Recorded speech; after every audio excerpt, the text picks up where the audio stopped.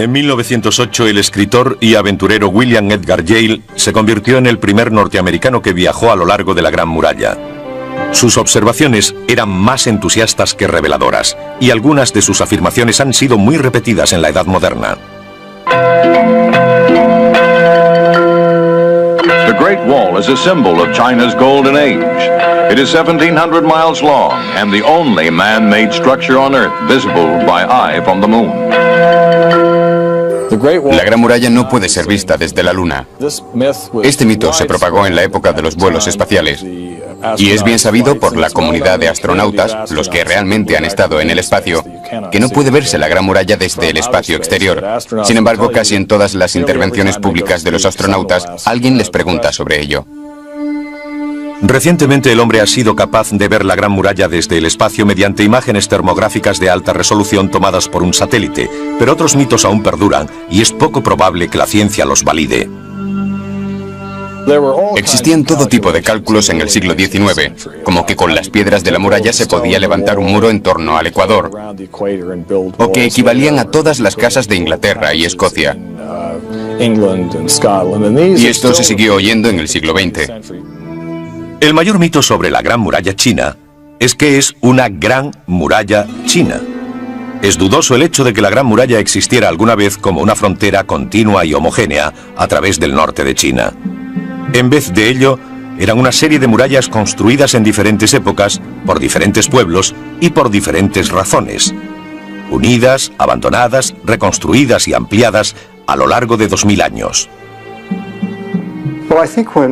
Creo que cuando la gente piensa en la Gran Muralla tiende a considerarla como una larga y monumental estructura continua que se extiende miles de kilómetros a lo largo de la frontera de China. La realidad es muy diferente. Fue construida por partes. La mayoría solo son restos arqueológicos de murallas caídas. Y en las zonas desérticas de China la mayor parte está enterrada. Así que en realidad la muralla no es exactamente como se la ve cuando uno visita Badalin, a las afueras de Pekín, donde está perfectamente restaurada.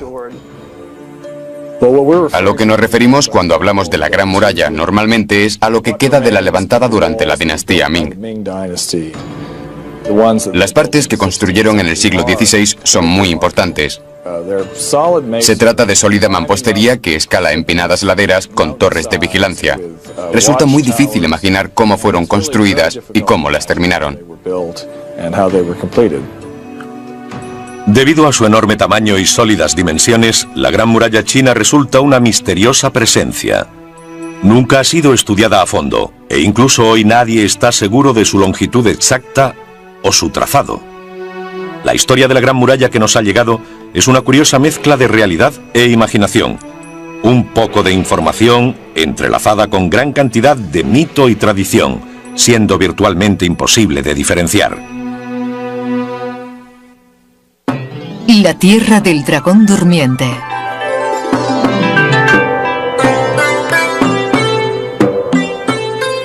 Ninguna otra civilización parece haber adoptado la construcción de murallas de forma tan entusiasta como la China.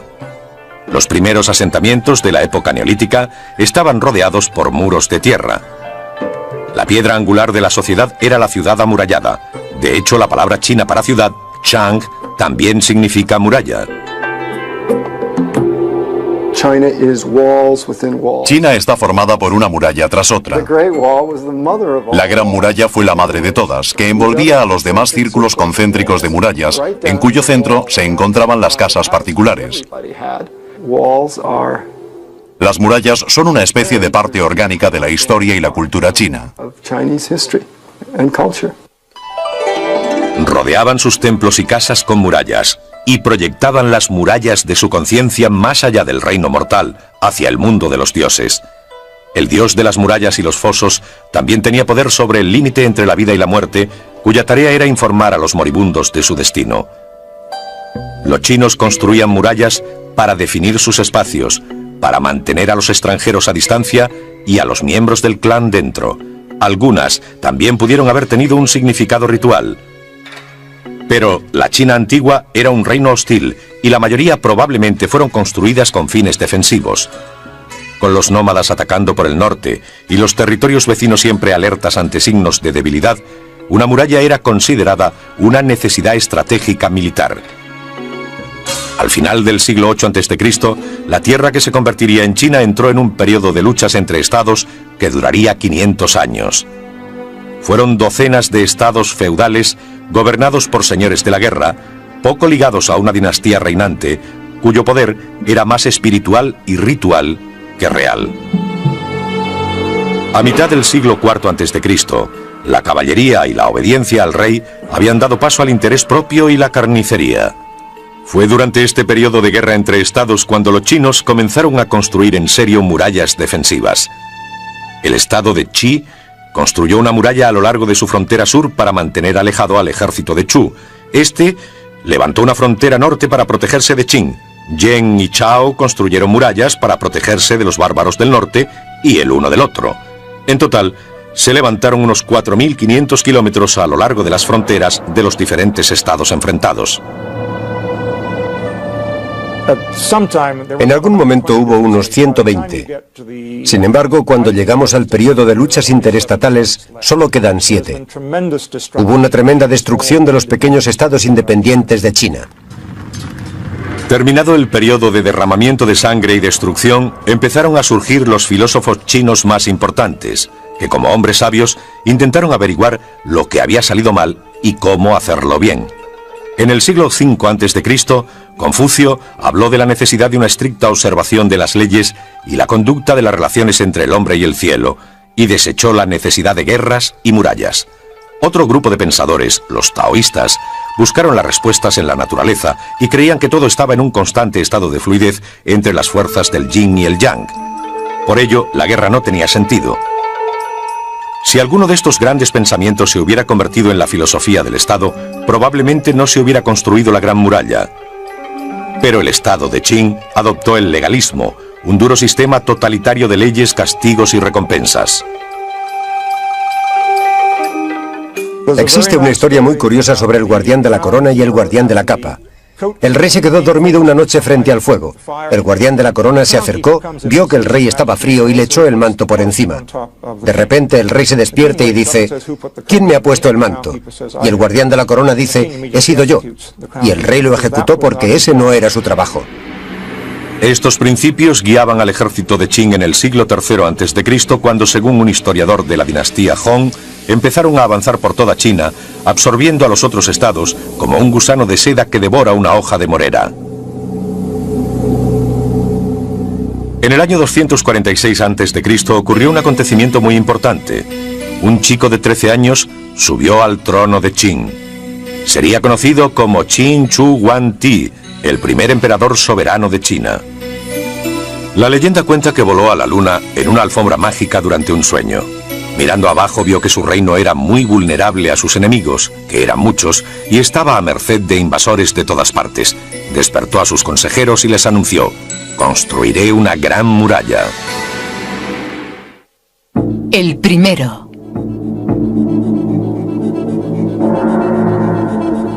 En 1974, unos agricultores hicieron un asombroso descubrimiento arqueológico. Un grupo de soldados, arqueros, carros y caballos de terracota, hechos a tamaño real.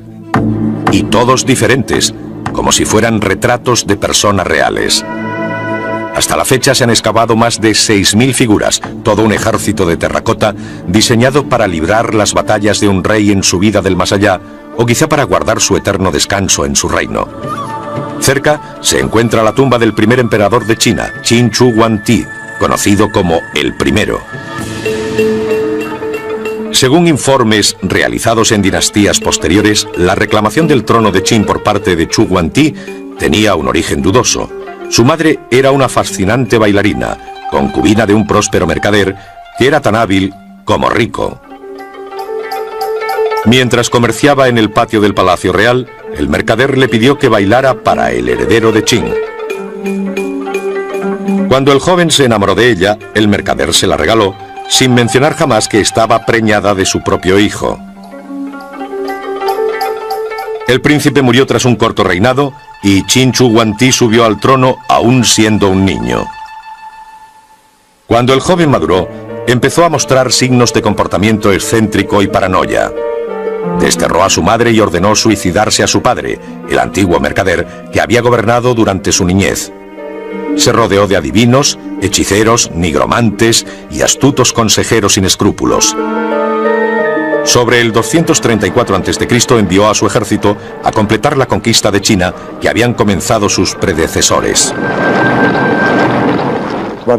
En el periodo de guerras internas había varios estados independientes luchando, y empezaron a quedar 5, 4, 3, hasta que finalmente solo quedó uno. Y en el 221 a.C. China queda unificada cuando el estado de Qin derrota al de Qi. El rey se proclama primer emperador soberano de una nueva tierra que llamó China por su dinastía, y rápidamente se dedicó a consolidar su poder. Qin Shi Huangdi creó un verdadero imperio donde nunca antes lo había habido. Construyó una red nacional de caminos, estandarizó la escritura china, acuñó una única moneda, normalizó el imperio, convirtiéndolo en una entidad única.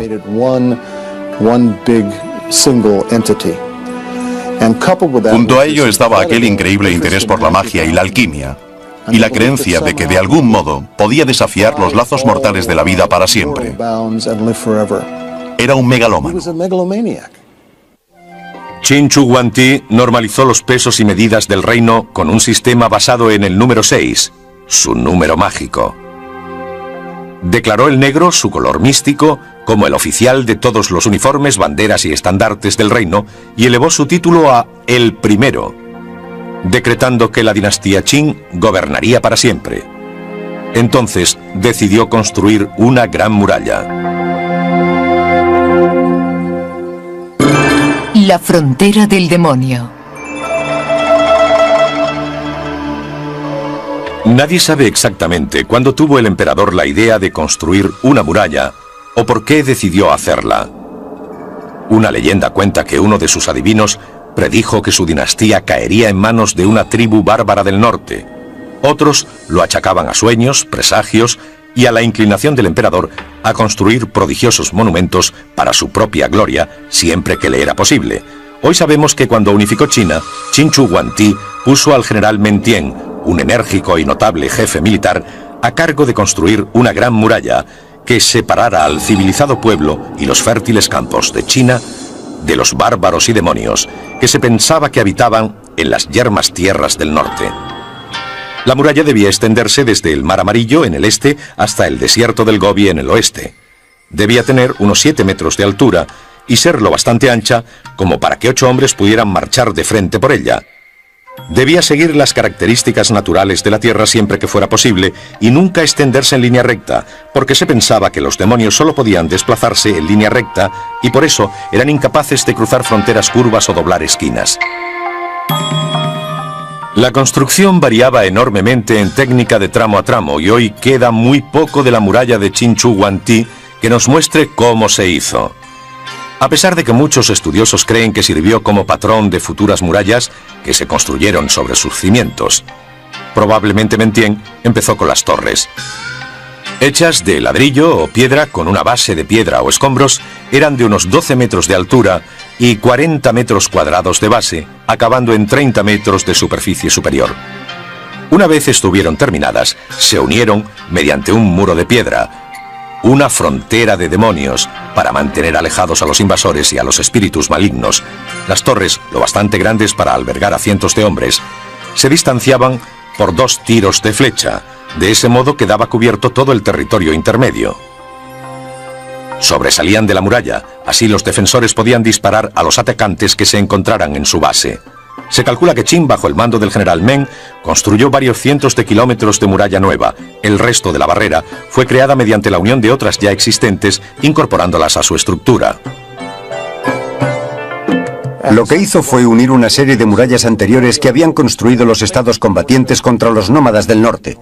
Siguieron la misma técnica de tierra compacta, la única que conocían.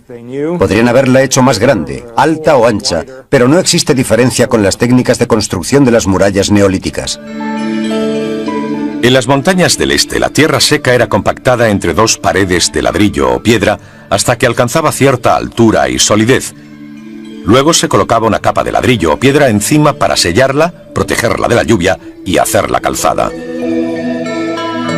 Más al oeste, donde la tierra está compuesta por limo, llamada tierra amarilla, los trabajadores vertían una mezcla de tierra y agua en moldes de madera y la compactaban en una estructura sólida mientras se secaba. En las llanuras del árido oeste, la muralla fue construida con capas de hojas de palmera, juncos y grava, mezcladas con barro, acabando en los límites del gran desierto, más allá de donde habita el demonio de la tierra de nadie, conocido por los chinos como Ku Wai, fuera de los caminos.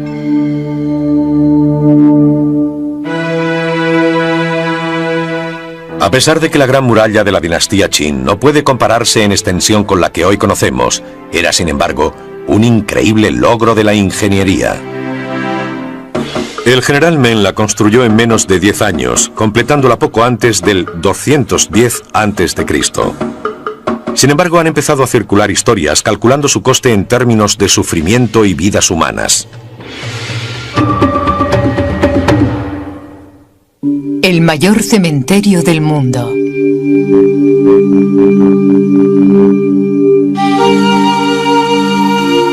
La gran cantidad de mano de obra necesaria para construir la Gran Muralla fue reclutada por alistamiento obligatorio de los campesinos, complementados con delincuentes, soldados capturados, nobles derrotados, estudiosos y otros supuestos enemigos del soberano. Se decía que de cada 3 hombres del imperio, 1 prestaba servicio, y de cada 10 reclutados, solo 3 volvían a sus hogares.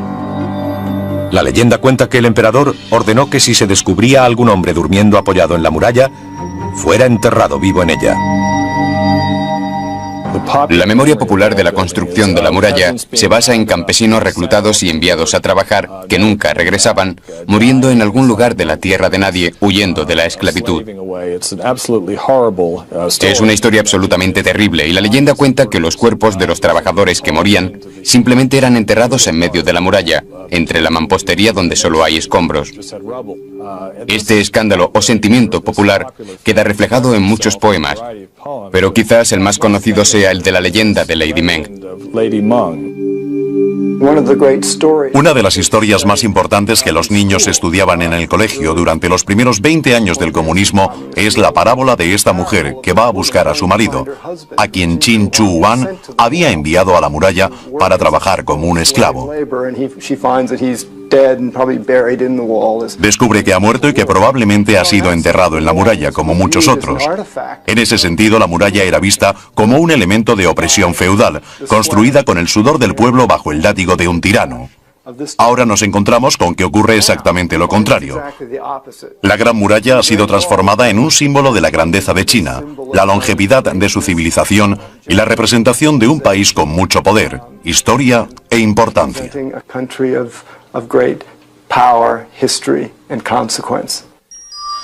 Cuando las obras empezaron a retrasarse con respecto a lo planificado, uno de sus videntes dijo al emperador que la muralla nunca sería acabada, a menos que 10.000 hombres fueran enterrados vivos en ella.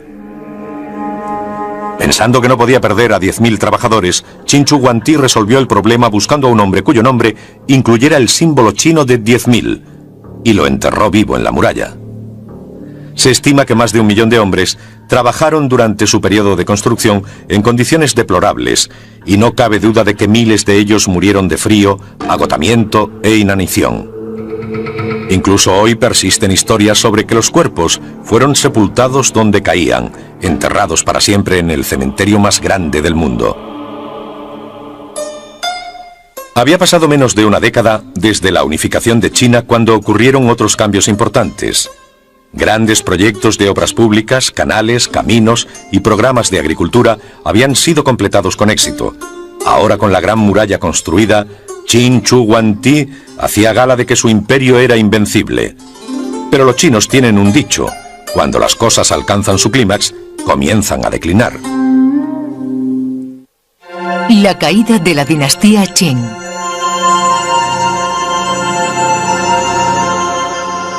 Incluso cuando la Gran Muralla estaba siendo construida, Qin Chu Huangdi cayó aún más en el misticismo y la locura.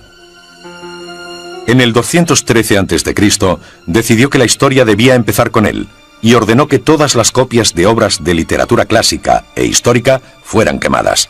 Cualquier persona que fuera descubierta en posesión de esos libros, 30 días después del decreto, sería enviada a realizar trabajos forzados en la Gran Muralla o enterrada viva. Alrededor de 400 eruditos murieron. Cuando el hijo mayor del emperador, y por ello su heredero, mostró su desaprobación ante aquella política, también fue exiliado al norte para trabajar con el general Meng. A medida que envejecía, la obsesión del emperador con su propia muerte se intensificó. A pesar de que solo consta que realizara una visita a la construcción de su Gran Muralla, está escrito que hizo 5 largos viajes en busca del elixir de la inmortalidad. En uno de ellos, en el 210 a.C., murió a la edad de 49 años. Su muerte fue posiblemente acelerada por una nociva poción compuesta por mercurio, arsénico y sulfuro que había tomado en su búsqueda por la vida eterna. No hay demasiado sobre él en los documentos que han llegado hasta nuestros días. Ordenó quemar los libros y se piensa que enterró vivos a los confucianos. Es muy difícil averiguar algo sobre él que sea admirable. Sin embargo, era un gobernante muy poderoso y, como la mayoría de los mandatarios de la antigua China, deseaba ser enterrado como un rey. Así que empezó a trabajar en su tumba unos 40 o 50 años antes de morir. Aún continúan las excavaciones en el foso de los soldados de terracota, pero la cámara mortuoria de Qin Chu Huangti todavía no ha sido abierta. Se dice que está sellada y que contiene tesoros más fastuosos que cualquiera de los recuperados de otras tumbas, y los cuerpos de las esposas del emperador y los arquitectos que hicieron su diseño, para que nunca se descubrieran sus secretos. Un adivino dijo al primer emperador que iba a ser destronado por Hu, H-U, y él pensó que se trataba de Hu, que significa caballos nómadas o bárbaros. Pero su dinastía pereció en manos de su segundo hijo, Hu Hai.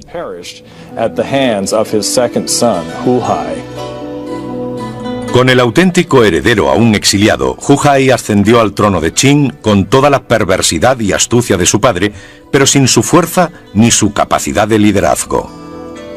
Encarceló a todos los consejeros de su padre, incluido el general Meng Tian, quien tras reflexionar sobre su mala suerte, se quitó la vida diciendo que merecía la muerte porque había violado el Qi, o flujo de energía de la Tierra, cortando su paso por montañas, ríos y otros accidentes naturales cuando construyó la Gran Muralla.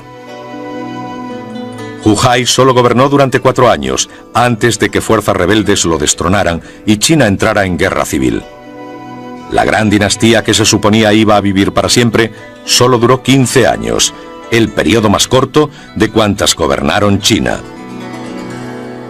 Pese a su enorme tamaño y resistencia, la Gran Muralla no fue muy efectiva para detener la oleada de invasiones de los nómadas del norte.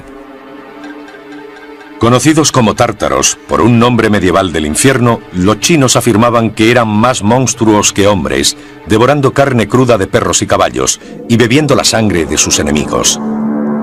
Fuertes de cuerpo, crueles de corazón e invencibles en la batalla.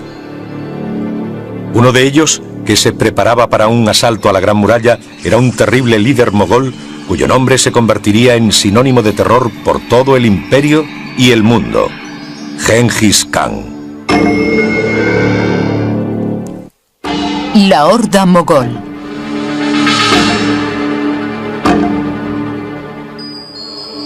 Durante más de 1000 años, después de la muerte del primer emperador, las siguientes dinastías trabajaron en la muralla o permitieron que se deteriorara según las necesidades militares y el ambiente político de la época. Algunas, como la dinastía Han, restauró parte de la muralla, le añadió nuevos tramos o construyó la suya. Otras, como la dinastía Tong, quienes creían que no era necesaria una barrera defensiva y que costaba demasiado mantenerla, permitió que se convirtiera en ruinas.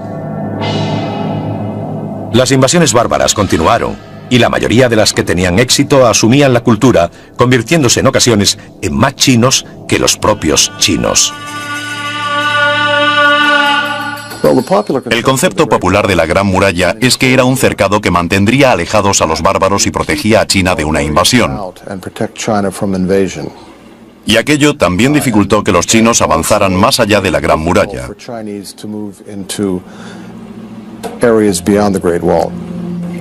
Se consideraba un límite entre la civilización y la no civilización. Y la verdad es que la muralla era muy permeable y fácil de traspasar. La idea de sellar la frontera no funciona.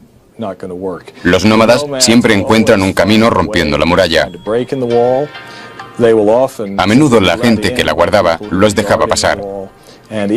Incluso en la dinastía Ming, durante el apogeo de su construcción, solían rodear las fortificaciones o pasar por las puertas hasta llegar a las murallas de Pekín. La leyenda cuenta que Gengis Khan nació con un coágulo de sangre asido en su mano derecha, como símbolo de su sangriento futuro. De joven conquistó y unificó a las facciones enfrentadas de Mongolia y forjó un poderoso ejército. En el año 1211 después de Cristo, las hordas de Gengis Khan barrieron China como demonios salidos del infierno, cruzando la Gran Muralla y extendiéndose por el país como las langostas cubren la faz de la tierra. Esta fuerza era capaz de crear el mayor imperio del mundo. Eran unos guerreros increíblemente crueles y confiaban, además de en sus artes marciales, en el terror psicológico. Cuando tomaron la ciudad de Harrod, mataron a todo el mundo porque querían impresionar a los pueblos de Asia Central con el hecho de que si oponían alguna resistencia, morirían. La mayor alegría que puede tener un hombre es la victoria. Conquistar a sus enemigos, someterlos, privarlos de sus posesiones, hacer llorar a su familia, montar sus caballos y violar a su mujer y a sus hijas. Gengis Khan. Pasaron 60 años sangrientos antes de que China cayera en manos de los mongoles bajo el mandato del nieto de Gengis Khan, Kublai Khan. Se autoproclamó emperador de China en 1271. Los mongoles gobernarían China durante casi 100 años.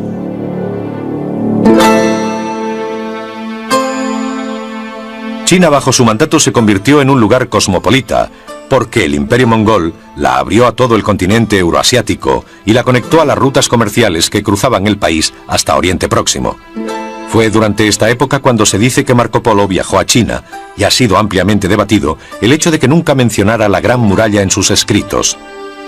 De hecho, es como si la Gran Muralla tal y como la conocemos hoy no hubiera existido en la época en que Marco Polo estuvo en la corte del Khan.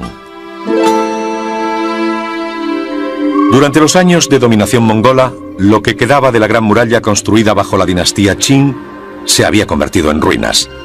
Los chinos nunca aceptaron el gobierno mongol y Kublai Khan nunca fue considerado más que un bárbaro, sin importar lo mucho que impresionara a Marco Polo y a otros visitantes.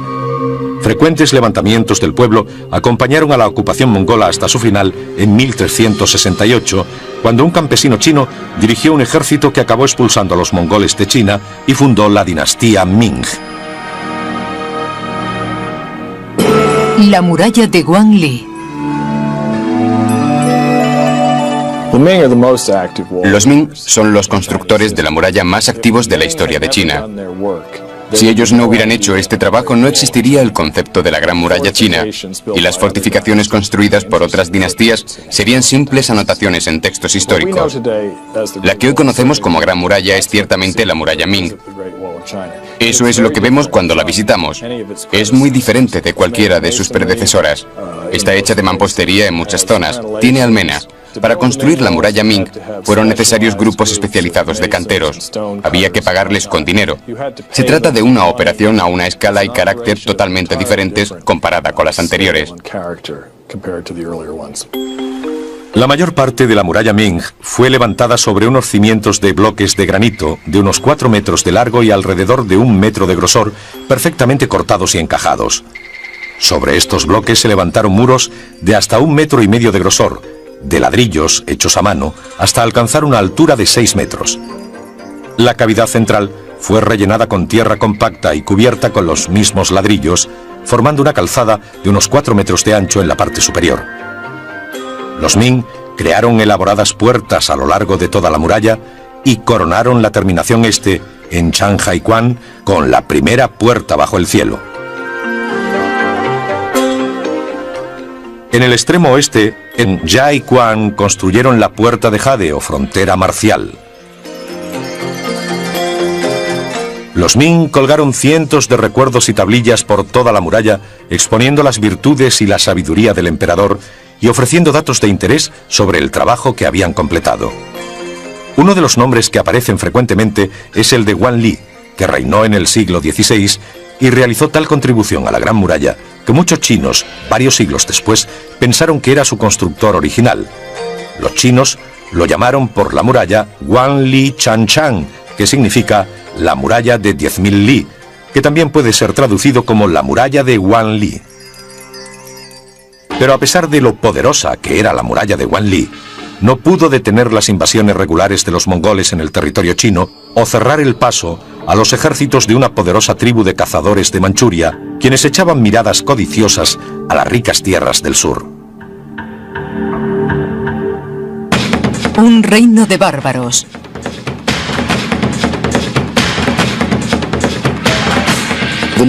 La obsesión de los Ming por la Gran Muralla se convertiría en su defensa psicológica contra los mongoles. En realidad, no suponía una gran defensa militar. Creó una especie de mentalidad de la Guerra de las Galaxias, de que de algún modo y a base de mucha inversión, era capaz de mantener apartados a los mongoles expulsados de China, pero que nunca fueron controlados.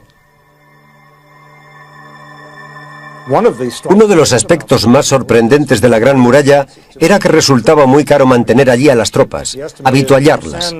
Se calcula que si se mandaban 60 sacos de grano a la Gran Muralla, había que comerse 59 para llevar el que falta hasta allí. Esto significa que los chinos tendían a establecer colonias militares en la propia muralla, donde los soldados también eran labradores y podían alimentarse a sí mismos. A los chinos no les gustaba ser enviados a aquellas tierras. El destino era para toda la vida, pero tendían a afincarse. Así que podían encontrar a gran cantidad de chinos que hablaban lenguas normandas y tenían buenas relaciones con los mongoles.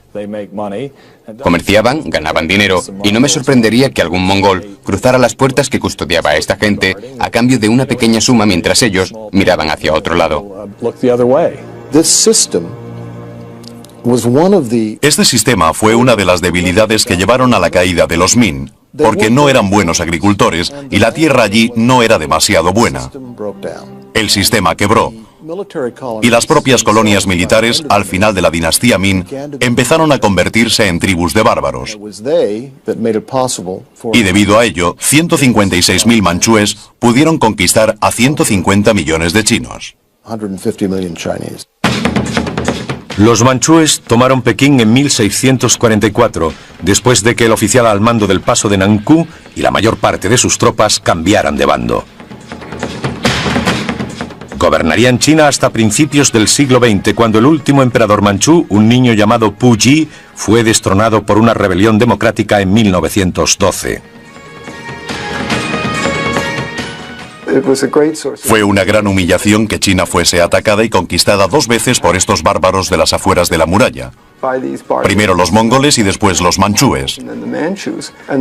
Y luego el nombre de bárbaros fue aplicado a los occidentales que de repente llegaron en barcos. Por supuesto, no había muralla en el océano. Hubo un intermedio en el que la Gran Muralla fue un pedazo de historia, en cierto sentido olvidada por los chinos. Dejó de ser funcional. El zorro había entrado en el gallinero. Todo había terminado. Los manchúes no necesitaban la Gran Muralla como límite nacional o militar, porque gobernaban el territorio a ambos lados de ella. Había sido concebida para contener a los bárbaros, y ahora los bárbaros gobernaban China. La Gran Muralla no volvería a jugar un papel significante en la historia de China durante unos 300 años. Hasta el siglo XX, cuando de un emblema del pasado de China pasó a ser un poderoso símbolo de cambio.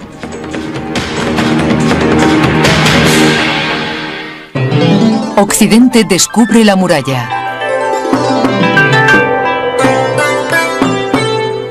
A finales del siglo XIX y comienzos del XX, China se había convertido en el destino de moda para muchos turistas occidentales aventureros, y ningún viaje estaba completo sin una visita a la Gran Muralla. Cuando los occidentales llegaron por primera vez a China, quedaron muy impresionados con el alto grado de civilización que vieron. Las ciudades eran prósperas, activas y la población inmensa. La élite era muy refinada, educada, con una fabulosa cultura tradicional que se remontaba a miles de años. Y creo que había cierta tendencia a glorificar muchos de los logros de la civilización china, y su gran muralla, justo a las afueras de Pekín, era otro de aquellos importantes logros. Mientras los occidentales acudían en masa para admirar la gran muralla que había cautivado su imaginación, los chinos aún la veían como el recordatorio de una opresión feudal y fracaso militar. En las regiones desérticas, donde es difícil encontrar refugio y los materiales de construcción escasean, los campesinos se fueron llevando las piedras de la muralla para utilizarlas como material de construcción, y hay familias que incluso levantaron sus hogares dentro de las ruinas. Es interesante resaltar que cuando llegaron los occidentales y empezaron con sus visitas, a los chinos no les interesaba en absoluto, no le prestaban atención. Sin embargo, los extranjeros estaban encantados. La medían, hacían bosquejos y la dibujaban. Y en parte esta imagen aún es cierta. Cuando los occidentales llegan, se emocionan y hacen fotografías. Pero lo más fascinante es que los chinos ahora hacen lo mismo. Durante la invasión japonesa de China en los años 30 y 40, muchas de las grandes batallas de aquella guerra tuvieron lugar junto a la Gran Muralla, y empezó a ser representada como un símbolo de resistencia popular, sobre todo entre los comunistas. El propio Mao Zedong y muchos otros líderes del movimiento comunista alabaron a la Gran Muralla en canciones y poesías. De hecho, la canción que hoy es himno de la República Popular de China fue escrita por un poeta comunista en 1935. Levantaos vosotros que rechazáis ser esclavos. Con vuestra propia carne y sangre, dejadnos construir nuestra nueva Gran Muralla. Después de la Revolución Comunista de 1949, hubo un breve resurgimiento de la Gran Muralla y comenzaron los trabajos de restauración en los tramos dañados durante la guerra. Pero la consideración comunista por la Gran Muralla china tendría una vida muy corta. Mao Zedong fue una increíble paradoja. Creo que se movía entre el hecho de estar orgánicamente conectado al pasado de China y tener una ideología que requería, en cierto sentido, estar contra él. Así que había una gran contradicción en el corazón del presidente Mao. En cierto modo, la Gran Muralla es el centro de todo. Fue un símbolo de la grandeza y unidad china. También fue símbolo de su autocracia y de la opresión del pueblo. Él nunca planeó esto. Durante la gran revolución cultural del presidente Mao, muchos de los tesoros del pasado de China fueron destruidos. Piezas de arte de bronce, de valor incalculable, fueron fundidas como chatarra. La magnífica muralla que rodeaba la ciudad de Pekín fue destruida y se construyó una autopista en su lugar. Miles de antiguos edificios fueron demolidos para dar paso a construcciones modernas, y la Gran Muralla no fue una excepción. Cientos de kilómetros fueron destruidos a menudo con dinamita y maquinaria pesada, y los materiales utilizados para la construcción de carreteras, depósitos y edificios. Pero incluso cuando la Gran Muralla estaba siendo destruida, hubo un resurgimiento de respeto por la cultura tradicional y un incremento del sentimiento de identidad nacional arraigado en la historia china. La visita de Richard Nixon en 1972 a la Gran Muralla marcó un simbólico punto de inflexión. Cuando China era un imperio, el protocolo dictaba que los dignatarios extranjeros que vinieran de visita debían acudir a palacio y presentar sus respetos inclinándose ante el emperador. Hoy ya no hay emperador, pero cuando las visitas oficiales llegan a China, la tradicional ceremonia de rendir homenaje a la grandeza del país y al pueblo chino a menudo se lleva a cabo con una visita a la Gran Muralla.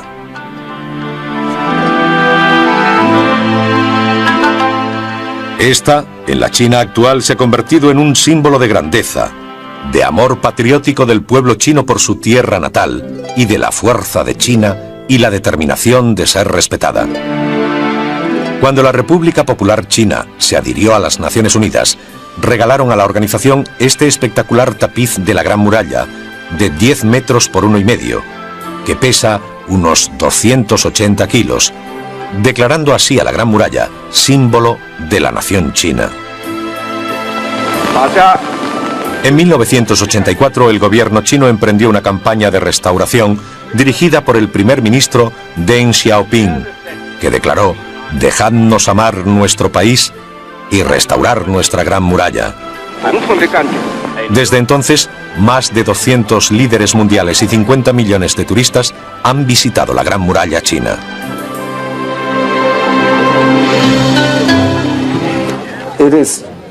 Es un destino turístico muy importante. En muchos sentidos, la Gran Muralla se ha convertido en una especie de Disneylandia. Uno puede sentarse en un camello para hacerse una foto o vestirse como Qin Shi Huang.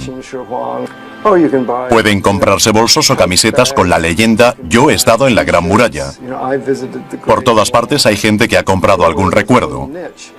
Uno puede subir a lo alto en un telecabina y hay un tren que lleva hasta la Gran Muralla. Pueden comprarse refrescos y aperitivos. Ahora es como un enorme bazar.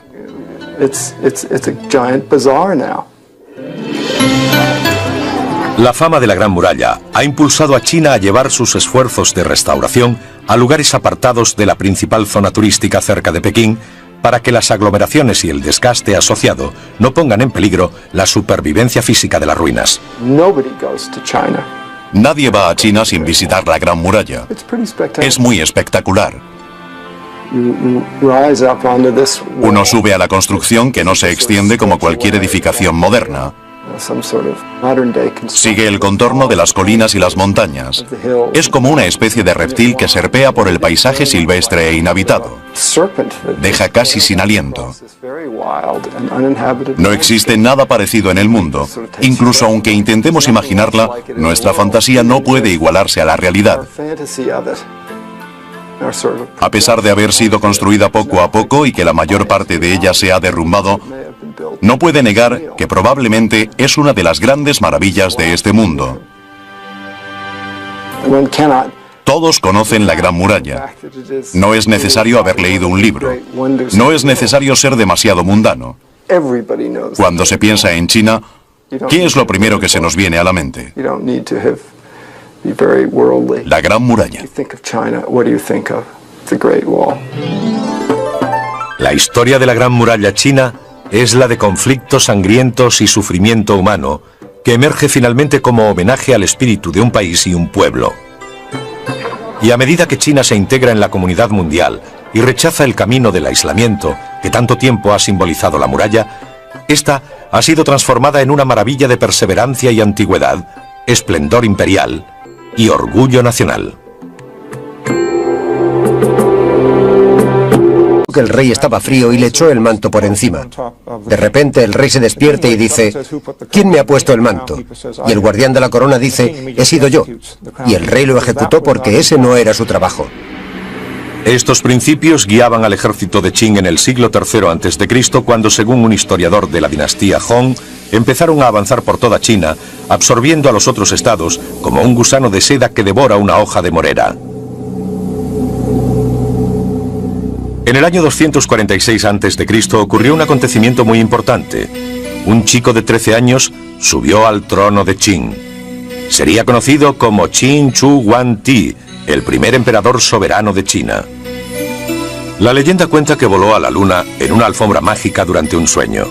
Mirando abajo vio que su reino era muy vulnerable a sus enemigos, que eran muchos, y estaba a merced de invasores de todas partes.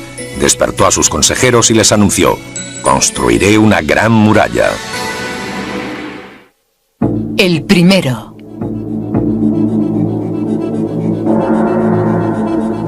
En 1974, unos agricultores hicieron un asombroso descubrimiento arqueológico. Un grupo de soldados, arqueros, carros y caballos de terracota, hechos a tamaño real. Y todos diferentes, como si fueran retratos de personas reales. Hasta la fecha se han excavado más de 6.000 figuras, todo un ejército de terracota diseñado para librar las batallas de un rey en su vida del más allá, o quizá para guardar su eterno descanso en su reino. Cerca se encuentra la tumba del primer emperador de China, Qin Shi Huang, conocido como el Primero. Según informes realizados en dinastías posteriores, la reclamación del trono de Qin por parte de Shi Huang tenía un origen dudoso. Su madre era una fascinante bailarina, concubina de un próspero mercader que era tan hábil como rico. Mientras comerciaba en el patio del Palacio Real, el mercader le pidió que bailara para el heredero de Qin. Cuando el joven se enamoró de ella, el mercader se la regaló, sin mencionar jamás que estaba preñada de su propio hijo. El príncipe murió tras un corto reinado y Qin Shi Huangdi subió al trono aún siendo un niño. Cuando el joven maduró, empezó a mostrar signos de comportamiento excéntrico y paranoia. Desterró a su madre y ordenó suicidarse a su padre, el antiguo mercader que había gobernado durante su niñez. Se rodeó de adivinos, hechiceros, nigromantes y astutos consejeros sin escrúpulos. Sobre el 234 a.C. envió a su ejército a completar la conquista de China que habían comenzado sus predecesores. En el periodo de guerras internas había varios estados independientes luchando, y empezaron a quedar 5, 4, 3, hasta que finalmente solo quedó uno. Y en el 221 a.C. China queda unificada cuando el estado de Qin derrota al de Qi. El rey se proclama primer emperador soberano de una nueva tierra que llamó China por su dinastía, y rápidamente se dedicó a consolidar su poder. Qin Shi Huangdi creó un verdadero imperio donde nunca antes lo había habido. Construyó una red nacional de caminos, estandarizó la escritura china, acuñó una única moneda, normalizó el imperio, convirtiéndolo en una entidad única.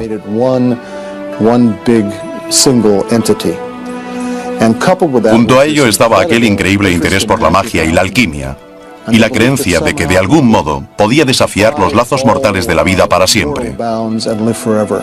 Era un megalómano. Qin Shi Huangdi normalizó los pesos y medidas del reino con un sistema basado en el número 6, su número mágico. Declaró el negro, su color místico, como el oficial de todos los uniformes, banderas y estandartes del reino, y elevó su título a El Primero, decretando que la dinastía Qin gobernaría para siempre. Entonces decidió construir una gran muralla. La frontera del demonio. Nadie sabe exactamente cuándo tuvo el emperador la idea de construir una muralla o por qué decidió hacerla. Una leyenda cuenta que uno de sus adivinos predijo que su dinastía caería en manos de una tribu bárbara del norte. Otros lo achacaban a sueños, presagios y a la inclinación del emperador a construir prodigiosos monumentos para su propia gloria, siempre que le era posible.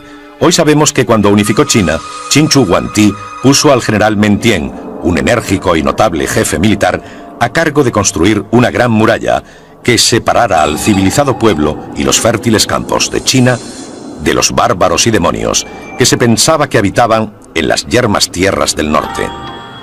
La muralla debía extenderse desde el Mar Amarillo en el este hasta el desierto del Gobi en el oeste. Debía tener unos 7 metros de altura y ser lo bastante ancha como para que 8 hombres pudieran marchar de frente por ella.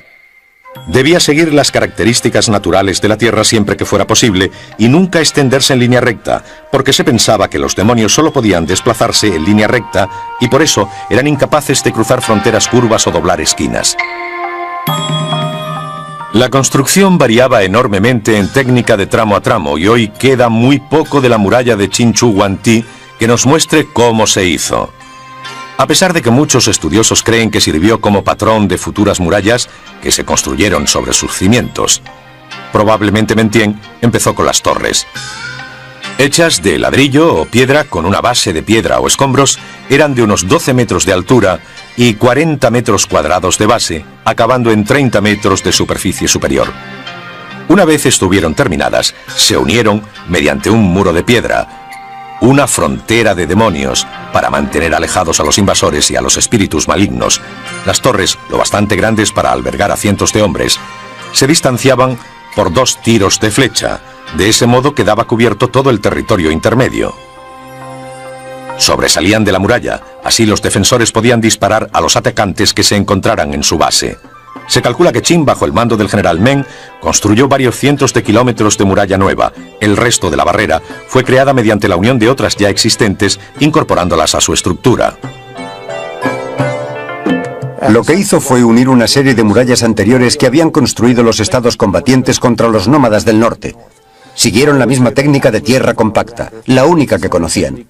Podrían haberla hecho más grande, alta o ancha, pero no existe diferencia con las técnicas de construcción de las murallas neolíticas. En las montañas del este, la tierra seca era compactada entre dos paredes de ladrillo o piedra hasta que alcanzaba cierta altura y solidez. Luego se colocaba una capa de ladrillo o piedra encima para sellarla, protegerla de la lluvia y hacerla calzada. Más al oeste, chinos lo llamaron por la muralla Wanli Chanchan, que significa la muralla de 10.000 li, que también puede ser traducido como la muralla de Wanli. Pero a pesar de lo poderosa que era la muralla de Wanli, no pudo detener las invasiones regulares de los mongoles en el territorio chino o cerrar el paso a los ejércitos de una poderosa tribu de cazadores de Manchuria, quienes echaban miradas codiciosas a las ricas tierras del sur. Un reino de bárbaros.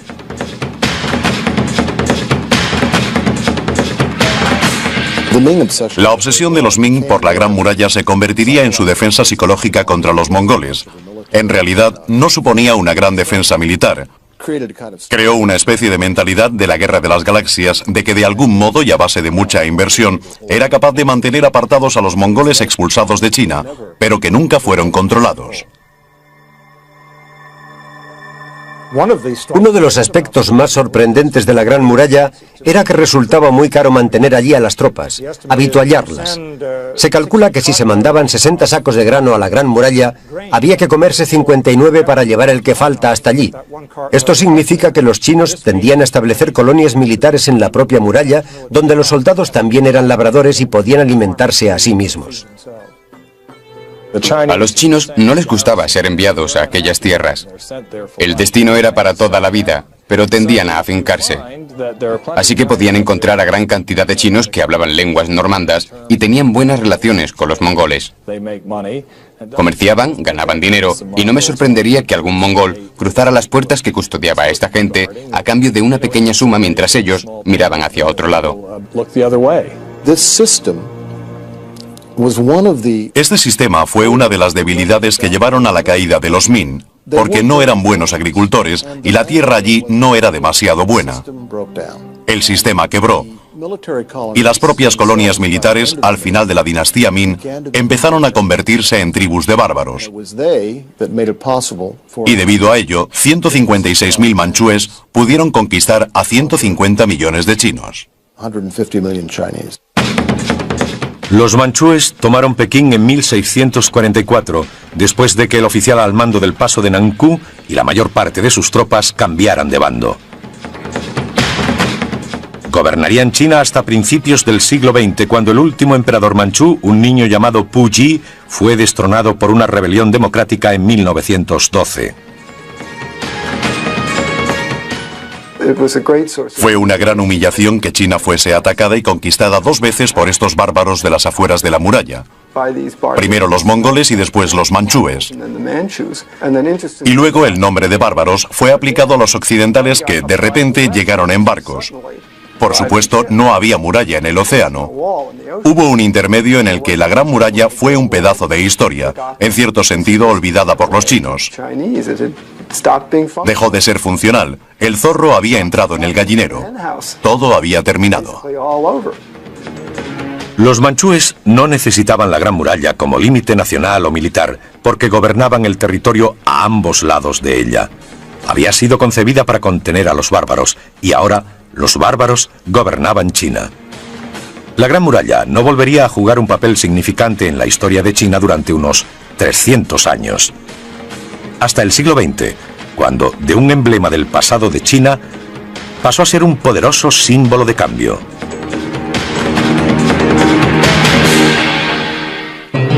Occidente descubre la muralla. A finales del siglo XIX y comienzos del XX, China se había convertido en el destino de moda para muchos turistas occidentales aventureros, y ningún viaje estaba completo sin una visita a la Gran Muralla. Cuando los occidentales llegaron por primera vez a China, quedaron muy impresionados con el alto grado de civilización que vieron. Las ciudades eran prósperas, activas y la población inmensa. La élite era muy refinada. educada, con una fabulosa cultura tradicional que se remontaba a miles de años. Y creo que había cierta tendencia a glorificar muchos de los logros de la civilización china, y su gran muralla, justo a las afueras de Pekín, era otro de aquellos importantes logros. Mientras los occidentales acudían en masa para admirar la gran muralla que había cautivado su imaginación, los chinos aún la veían como el recordatorio de una opresión feudal y fracaso militar. En las regiones desérticas, donde es difícil encontrar refugio y los materiales de construcción escasean, los campesinos se fueron llevando las piedras de la muralla para utilizarlas como material de construcción, y hay familias que incluso levantaron sus hogares dentro de las ruinas. Es interesante resaltar que cuando llegaron los occidentales y empezaron con sus visitas, a los chinos no les interesaba en absoluto, no le prestaban atención. Sin embargo, los extranjeros estaban encantados. La medían, hacían bosquejos y la dibujaban. Y en parte esta imagen aún es cierta. Cuando los occidentales llegan, se emocionan y hacen fotografías. Pero lo más fascinante es que los chinos ahora hacen lo mismo. Durante la invasión japonesa de China en los años 30 y 40, muchas de las grandes batallas de aquella guerra tuvieron lugar junto a la Gran Muralla, y empezó a ser representada como un símbolo de resistencia popular, sobre todo entre los comunistas. El propio Mao Zedong y muchos otros líderes del movimiento comunista alabaron a la Gran Muralla en canciones y poesías. De hecho, la canción que hoy es himno de la República Popular de China fue escrita por un poeta comunista en 1935. Levantaos vosotros que rechazáis ser esclavos. Con vuestra propia carne y sangre, dejadnos construir nuestra nueva Gran Muralla. Después de la Revolución Comunista de 1949, hubo un breve resurgimiento de la Gran Muralla y comenzaron los trabajos de restauración en los tramos dañados durante la guerra. Pero la consideración comunista por la Gran Muralla china tendría una vida muy corta. Mao Zedong fue una increíble paradoja. Creo que se movía entre el hecho de estar orgánicamente conectado al pasado de China y tener una ideología que requería, en cierto sentido, estar contra él. Así que había una gran contradicción en el corazón del presidente Mao. En cierto modo, la Gran Muralla es el centro de todo. Fue un símbolo de la grandeza y unidad china. También fue símbolo de su autocracia y de la opresión del pueblo. Él nunca planeó esto. Durante la gran revolución cultural del presidente Mao, muchos de los tesoros del pasado de China fueron destruidos. Piezas de arte de bronce, de valor incalculable, fueron fundidas como chatarra. La magnífica muralla que rodeaba la ciudad de Pekín fue destruida y se construyó una autopista en su lugar. Miles de antiguos edificios fueron demolidos para...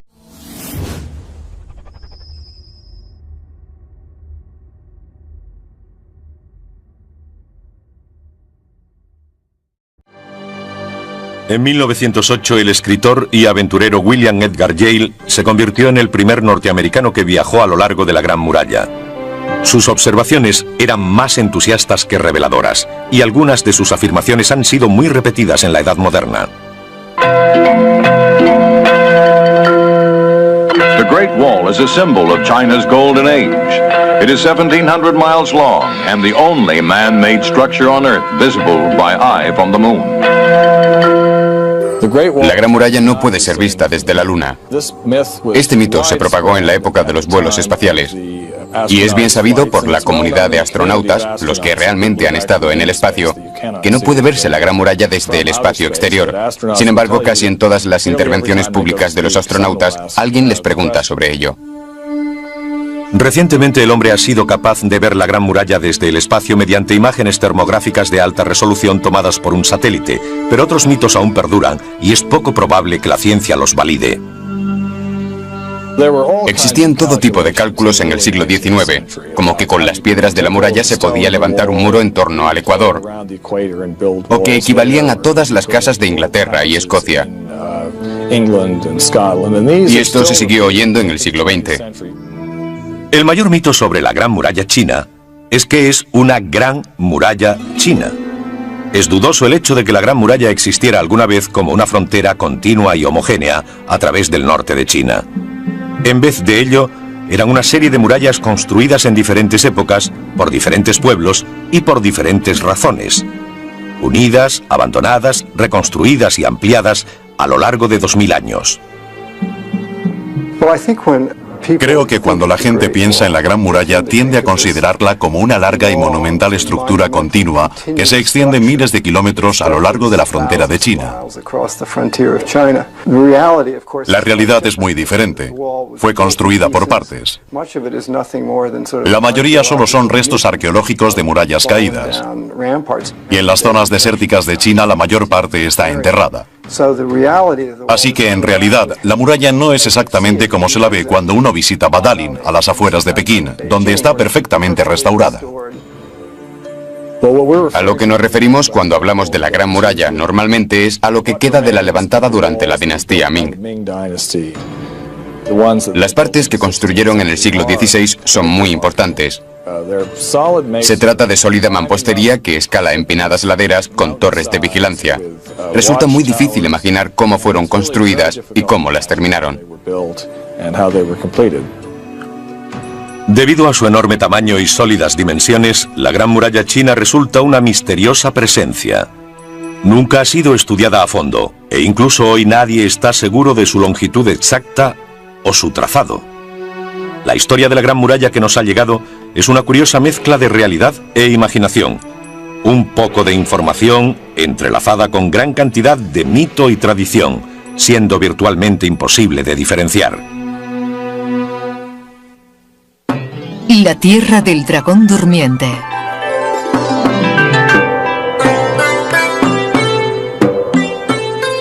Ninguna otra civilización parece haber adoptado la construcción de murallas de forma tan entusiasta como la China. Los primeros asentamientos de la época neolítica estaban rodeados por muros de tierra. La piedra angular de la sociedad era la ciudad amurallada. De hecho, la palabra china para ciudad, Chang, también significa muralla. China está formada por una muralla tras otra. La Gran Muralla fue la madre de todas, que envolvía a los demás círculos concéntricos de murallas, en cuyo centro se encontraban las casas particulares. Las murallas son una especie de parte orgánica de la historia y la cultura china. Rodeaban sus templos y casas con murallas y proyectaban las murallas de su conciencia más allá del reino mortal, hacia el mundo de los dioses. El dios de las murallas y los fosos también tenía poder sobre el límite entre la vida y la muerte, cuya tarea era informar a los moribundos de su destino. Los chinos construían murallas para definir sus espacios, para mantener a los extranjeros a distancia y a los miembros del clan dentro. Algunas también pudieron haber tenido un significado ritual. Pero la China antigua era un reino hostil y la mayoría probablemente fueron construidas con fines defensivos. Con los nómadas atacando por el norte y los territorios vecinos siempre alertas ante signos de debilidad, una muralla era considerada una necesidad estratégica militar. Al final del siglo VIII a.C., la tierra que se convertiría en China entró en un periodo de luchas entre estados que duraría 500 años. Fueron docenas de estados feudales gobernados por señores de la guerra, poco ligados a una dinastía reinante, cuyo poder era más espiritual y ritual que real. A mitad del siglo IV a.C., la caballería y la obediencia al rey habían dado paso al interés propio y la carnicería. Fue durante este periodo de guerra entre estados cuando los chinos comenzaron a construir en serio murallas defensivas. El estado de Qi construyó una muralla a lo largo de su frontera sur para mantener alejado al ejército de Chu. Este levantó una frontera norte para protegerse de Qin. Yen y Chao construyeron murallas para protegerse de los bárbaros del norte y el uno del otro. En total, se levantaron unos 4.500 kilómetros a lo largo de las fronteras de los diferentes estados enfrentados. En algún momento hubo unos 120. Sin embargo, cuando llegamos al periodo de luchas interestatales, solo quedan 7. Hubo una tremenda destrucción de los pequeños estados independientes de China. Terminado el periodo de derramamiento de sangre y destrucción, empezaron a surgir los filósofos chinos más importantes, que como hombres sabios intentaron averiguar lo que había salido mal y cómo hacerlo bien. En el siglo V a.C., Confucio habló de la necesidad de una estricta observación de las leyes y la conducta de las relaciones entre el hombre y el cielo, y desechó la necesidad de guerras y murallas. Otro grupo de pensadores, los taoístas, buscaron las respuestas en la naturaleza y creían que todo estaba en un constante estado de fluidez entre las fuerzas del yin y el yang. Por ello, la guerra no tenía sentido. Si alguno de estos grandes pensamientos se hubiera convertido en la filosofía del Estado, probablemente no se hubiera construido la Gran Muralla. Pero el Estado de Qing adoptó el legalismo, un duro sistema totalitario de leyes, castigos y recompensas. Existe una historia muy curiosa sobre el guardián de la corona y el guardián de la capa. El rey se quedó dormido una noche frente al fuego. El guardián de la corona se acercó, vio... años antes de que fuerzas rebeldes lo destronaran y China entrara en guerra civil. La gran dinastía que se suponía iba a vivir para siempre solo duró 15 años, el periodo más corto de cuantas gobernaron China. Pese a su enorme tamaño y resistencia, la Gran Muralla no fue muy efectiva para detener la oleada de invasiones de los nómadas del norte. Conocidos como tártaros por un nombre medieval del infierno, los chinos afirmaban que eran más monstruos que hombres, devorando carne cruda de perros y caballos y bebiendo la sangre de sus enemigos. Fuertes de cuerpo, crueles de corazón e invencibles en la batalla. Uno de ellos, que se preparaba para un asalto a la Gran Muralla, era un terrible líder mogol cuyo nombre se convertiría en sinónimo de terror por todo el imperio y el mundo: Genghis Khan. La horda mogol.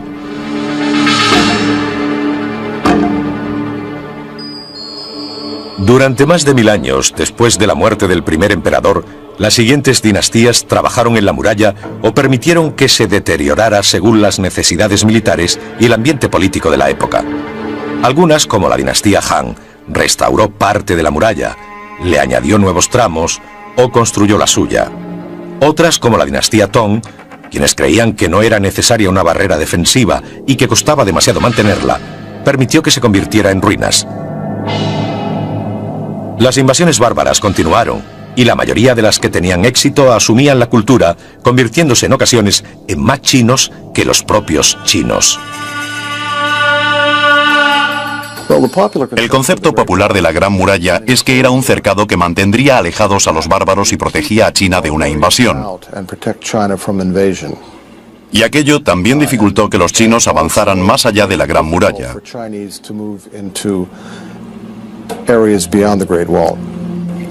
Se consideraba un límite entre la civilización y la no civilización.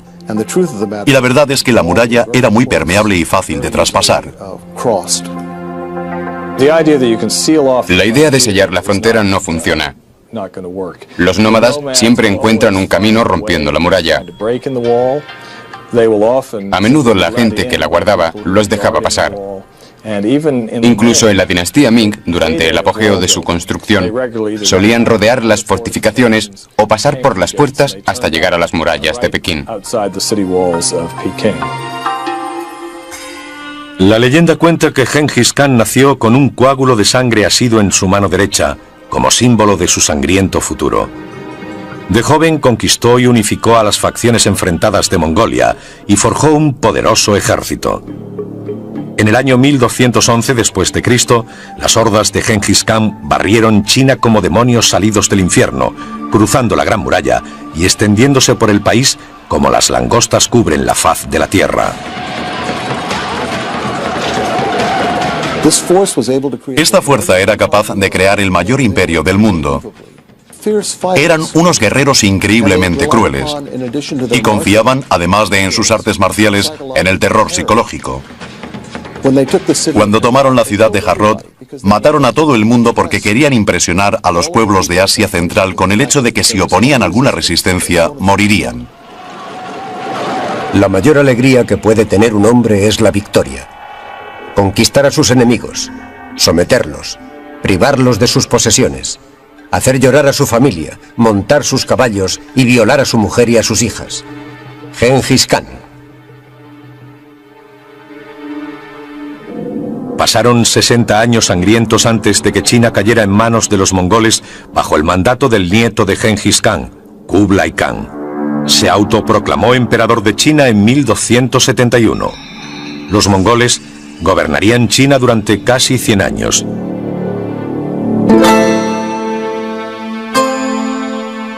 China bajo su mandato se convirtió en un lugar cosmopolita, porque el imperio mongol la abrió a todo el continente euroasiático y la conectó a las rutas comerciales que cruzaban el país hasta Oriente Próximo.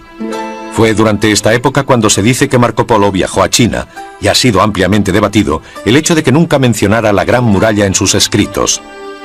De hecho, es como si la Gran Muralla tal y como la conocemos hoy no hubiera existido en la época en que Marco Polo estuvo en la corte del Khan.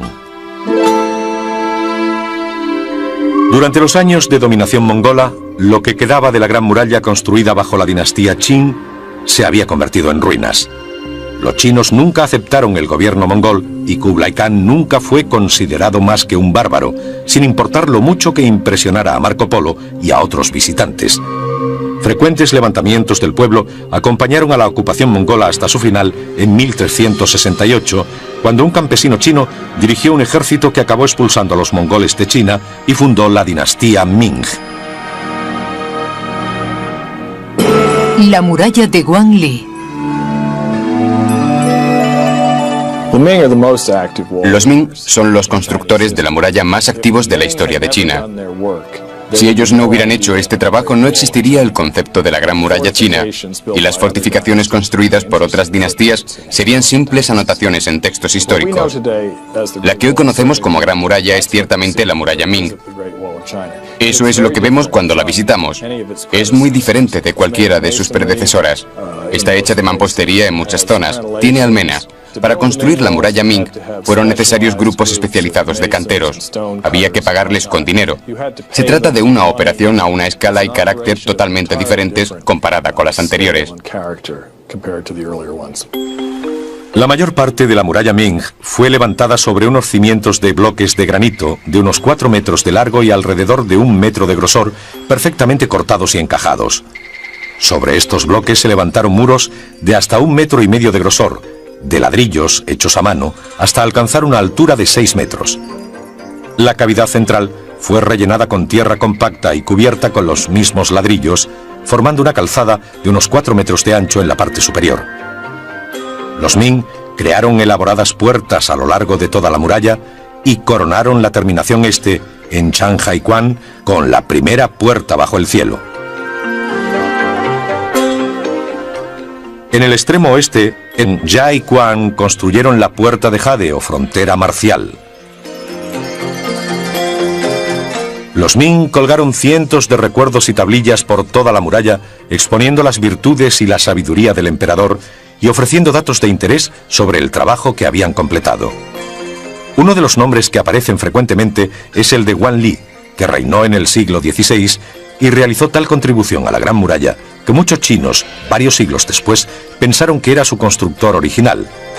Donde la tierra está compuesta por limo, llamada tierra amarilla, los trabajadores vertían una mezcla de tierra y agua en moldes de madera y la compactaban en una estructura sólida mientras se secaba. En las llanuras del árido oeste, la muralla fue construida con capas de hojas de palmera, juncos y grava, mezcladas con barro, acabando en los límites del gran desierto, más allá de donde habita el demonio de la tierra de nadie, conocido por los chinos como Ku Wai, fuera de los caminos.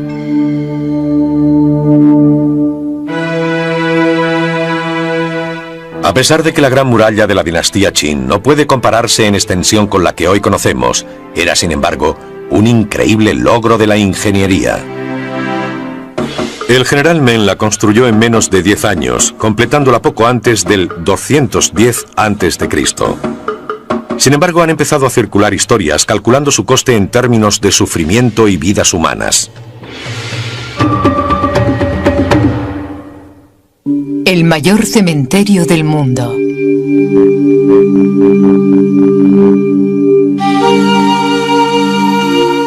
La gran cantidad de mano de obra necesaria para construir la Gran Muralla fue reclutada por alistamiento obligatorio de los campesinos, complementados con delincuentes, soldados capturados, nobles derrotados, estudiosos y otros supuestos enemigos del soberano. Se decía que de cada 3 hombres del imperio, 1 prestaba servicio, y de cada 10 reclutados, solo 3 volvían a sus hogares. La leyenda cuenta que el emperador ordenó que si se descubría a algún hombre durmiendo apoyado en la muralla, fuera enterrado vivo en ella. La memoria popular de la construcción de la muralla se basa en campesinos reclutados y enviados a trabajar que nunca regresaban, muriendo en algún lugar de la tierra de nadie, huyendo de la esclavitud. Es una historia absolutamente terrible y la leyenda cuenta que los cuerpos de los trabajadores que morían simplemente eran enterrados en medio de la muralla, entre la mampostería donde solo hay escombros. Este escándalo o sentimiento popular queda reflejado en muchos poemas, pero quizás el más conocido sea el de la leyenda de Lady Meng. Una de las historias más importantes que los niños estudiaban en el colegio durante los primeros 20 años del comunismo es la parábola de esta mujer que va a buscar a su marido, a quien Qin Chu Huang había enviado a la muralla para trabajar como un esclavo. Descubre que ha muerto y que probablemente ha sido enterrado en la muralla, como muchos otros. En ese sentido, la muralla era vista como un elemento de opresión feudal, construida con el sudor del pueblo bajo el látigo de un tirano. Ahora nos encontramos con que ocurre exactamente lo contrario. La Gran Muralla ha sido transformada en un símbolo de la grandeza de China, la longevidad de su civilización y la representación de un país con mucho poder, historia e importancia.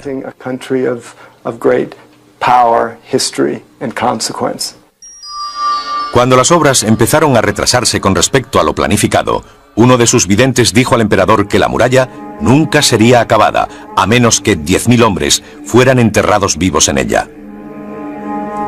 Pensando que no podía perder a 10.000 trabajadores, Qin Chu Huangdi resolvió el problema buscando a un hombre cuyo nombre incluyera el símbolo chino de 10.000, y lo enterró vivo en la muralla. Se estima que más de 1 millón de hombres trabajaron durante su periodo de construcción en condiciones deplorables, y no cabe duda de que miles de ellos murieron de frío, agotamiento e inanición.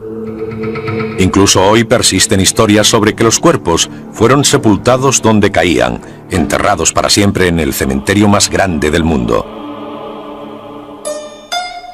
Había pasado menos de una década desde la unificación de China cuando ocurrieron otros cambios importantes. Grandes proyectos de obras públicas, canales, caminos y programas de agricultura habían sido completados con éxito. Ahora, con la Gran Muralla construida, Qin Chu Huangdi hacía gala de que su imperio era invencible. Pero los chinos tienen un dicho: cuando las cosas alcanzan su clímax, comienzan a declinar.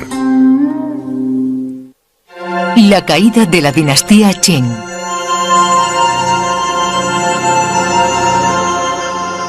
Incluso cuando la Gran Muralla estaba siendo construida, Qin Chu Huangdi cayó aún más en el misticismo y la locura.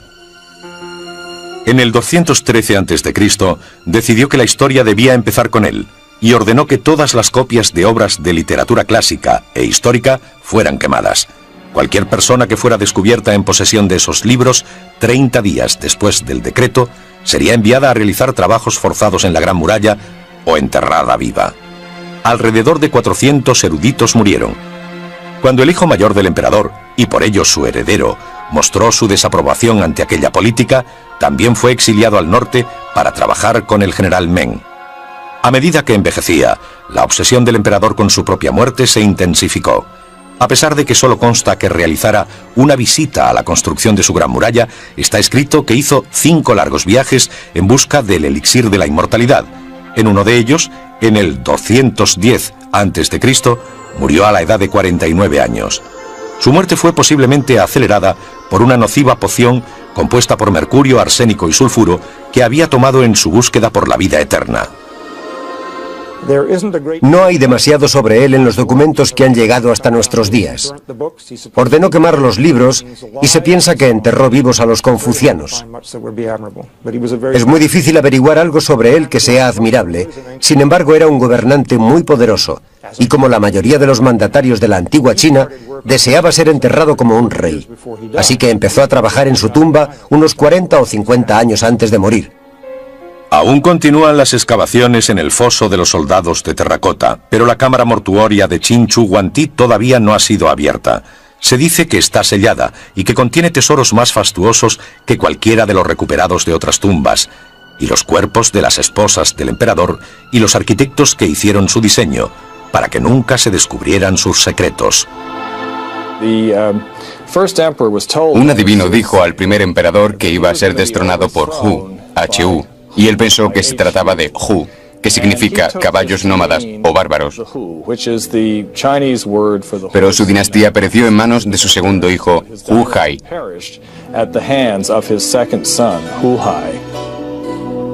Con el auténtico heredero aún exiliado, Hu Hai ascendió al trono de Qin con toda la perversidad y astucia de su padre, pero sin su fuerza ni su capacidad de liderazgo. Encarceló a todos los consejeros de su padre, incluido el general Meng Tian, quien tras reflexionar sobre su mala suerte, se quitó la vida diciendo que merecía la muerte porque había violado el Qi, o flujo de energía de la Tierra, cortando su paso por montañas, ríos y otros accidentes naturales cuando construyó la Gran Muralla. Hu Hai solo gobernó durante 4 años.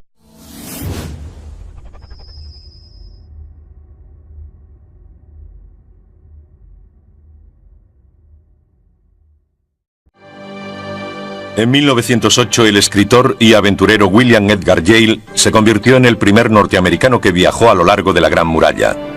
Sus observaciones eran más entusiastas que reveladoras, y algunas de sus afirmaciones han sido muy repetidas en la Edad Moderna. The Great Wall is a symbol of China's golden age. It is 1,700 miles long and the only man-made structure on Earth visible by eye from the moon. La Gran Muralla no puede ser vista desde la Luna. Este mito se propagó en la época de los vuelos espaciales, y es bien sabido por la comunidad de astronautas, los que realmente han estado en el espacio, que no puede verse la Gran Muralla desde el espacio exterior. Sin embargo, casi en todas las intervenciones públicas de los astronautas, alguien les pregunta sobre ello. Recientemente el hombre ha sido capaz de ver la Gran Muralla desde el espacio mediante imágenes termográficas de alta resolución tomadas por un satélite, pero otros mitos aún perduran y es poco probable que la ciencia los valide. Existían todo tipo de cálculos en el siglo XIX, como que con las piedras de la muralla se podía levantar un muro en torno al Ecuador, o que equivalían a todas las casas de Inglaterra y Escocia. Y esto se siguió oyendo en el siglo XX. El mayor mito sobre la Gran Muralla china es que es una gran a distancia y a los miembros del clan dentro. Algunas también pudieron haber tenido un significado ritual.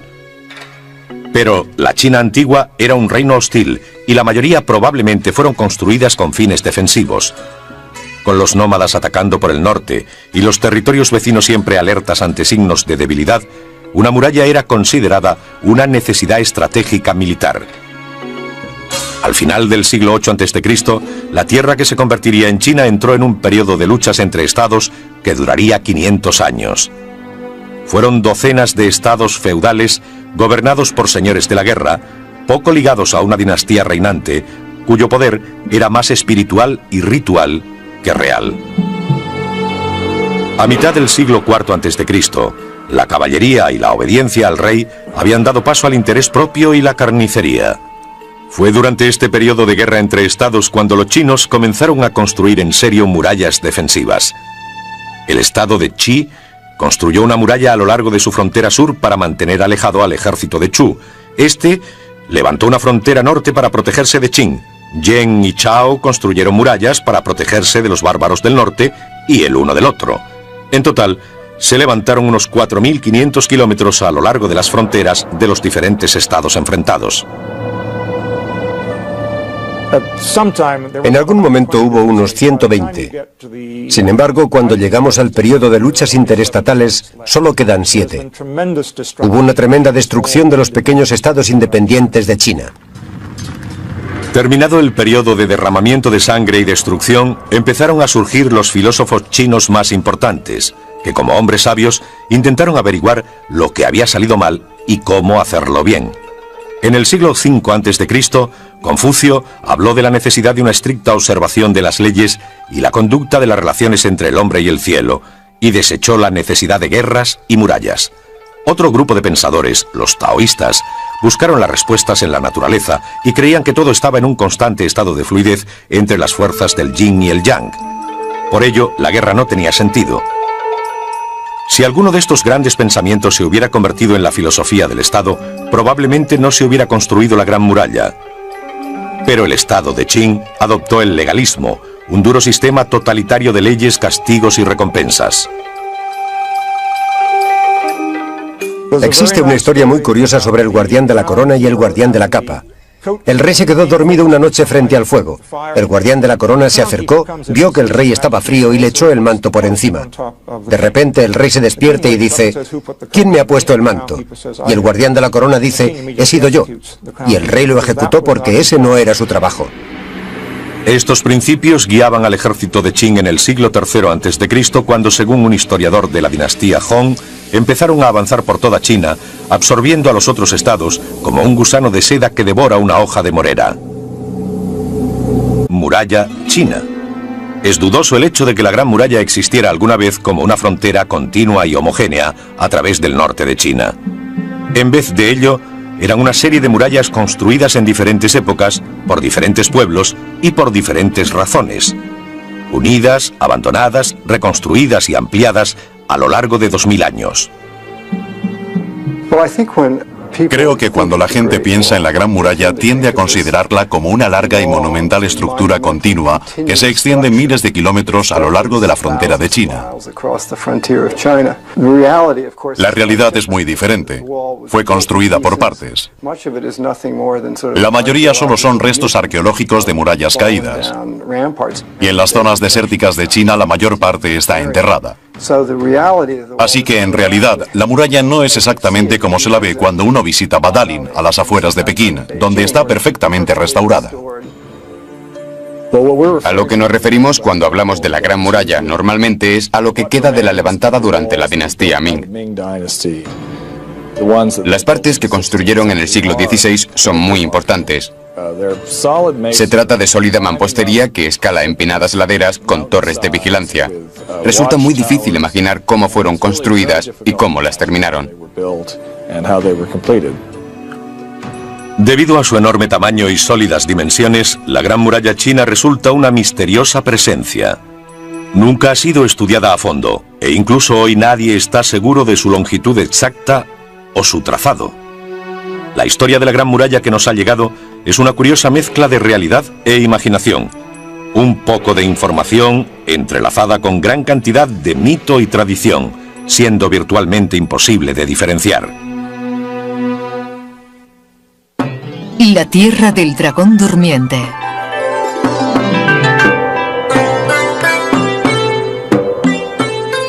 Ninguna otra civilización parece haber adoptado la construcción de murallas de forma tan entusiasta como la China.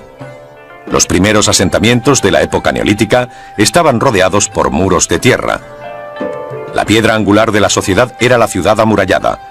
De hecho, la palabra china para ciudad, Chang, también significa muralla. China está formada por una muralla tras otra. La Gran Muralla fue la madre de todas, que envolvía a los demás círculos concéntricos de murallas, en cuyo centro se encontraban las casas particulares. Las murallas son una especie de parte orgánica de la historia y la cultura china. Rodeaban sus templos y casas con murallas y proyectaban las murallas de su conciencia más allá del reino mortal, hacia el mundo de los dioses. El dios de las murallas y los fosos también tenía poder sobre el límite entre la vida y la muerte, cuya tarea era informar a los moribundos de su destino.